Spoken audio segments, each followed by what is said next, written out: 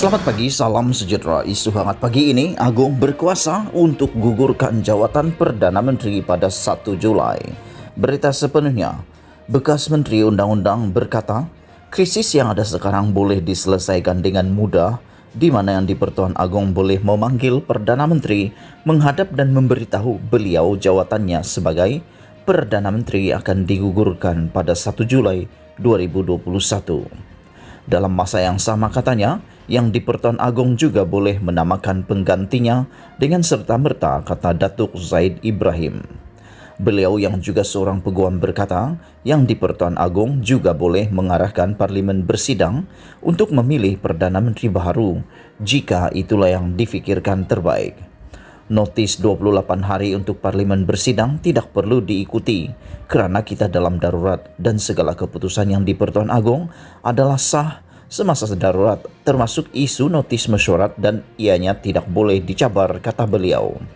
Bekas Menteri di Jabatan Perdana Menteri Undang-Undang itu juga berkata, kuasa Yang di-Pertuan Agong semasa darurat sangat luas, di mana Baginda boleh memanggil Parlimen bersidang esok atau lusa, bahkan boleh pecat Perdana Menteri dan Baginda boleh pecat Speaker dan sebagainya. Katanya, prinsip raja berperlembagaan di mana Yang di-Pertuan Agong mesti mengikut nasihat Perdana Menteri di bawah artikel 40, perlembagaan itu juga tidak boleh digunapakai semasa darurat kerana Seksyen 14 Ordinan Darurat memberi kuasa penuh kepada Yang di-Pertuan Agong dalam segala hal demi menyelesaikan masalah negara. Ordinan Darurat memberi kuasa kepada Yang di-Pertuan Agong untuk melakukan apa saja walaupun bercangkah dengan prinsip dan undang-undang di bawah Perlembagaan Persekutuan selagi Parlimen tidak bersidang untuk mengubah ordinan tersebut. Perdana Menteri dan penasihat beliau mungkin merasakan jika mereka memberi kuasa kepada Yang di-Pertuan Agong melalui ordinan darurat, mereka boleh mengambil kesempatan berselindung di belakang kuasa Yang di-Pertuan Agong. Mereka akan berkata, Yang di-Pertuan Agong mesti mengikut nasihat kami. Kerana itulah lazimnya prinsip raja berperlembagaan, katanya melalui Facebook. Mereka tidak menyangka prinsip biasa tidak laku dalam masa darurat.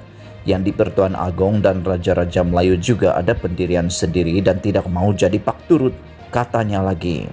Jelas Zaid, mereka salah perkiraan mengenai undang-undang darurat yang mereka sendiri gubal, di mana ordinan darurat yang ada sekarang memberi kuasa penuh kepada Yang di-Pertuan Agong.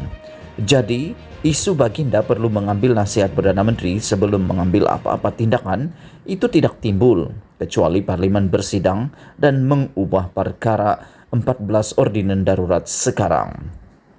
Perdana Menteri kita wants the cake eat and eat it, kata orang Inggris. Beliau mahu darurat yang memberi kuasa mutlak kepada Yang di-Pertuan Agong dengan harapan nasihat beliau sentiasa diikuti oleh Baginda. Itulah sebab orang tua-tua bercerita, pandai-pandai tupai melompat, jatuh juga ke tanah, ujarnya. Sekian isu hangat pagi ini. Jangan lupa tekan butang subscribe dan kita jumpa lagi. Bye-bye.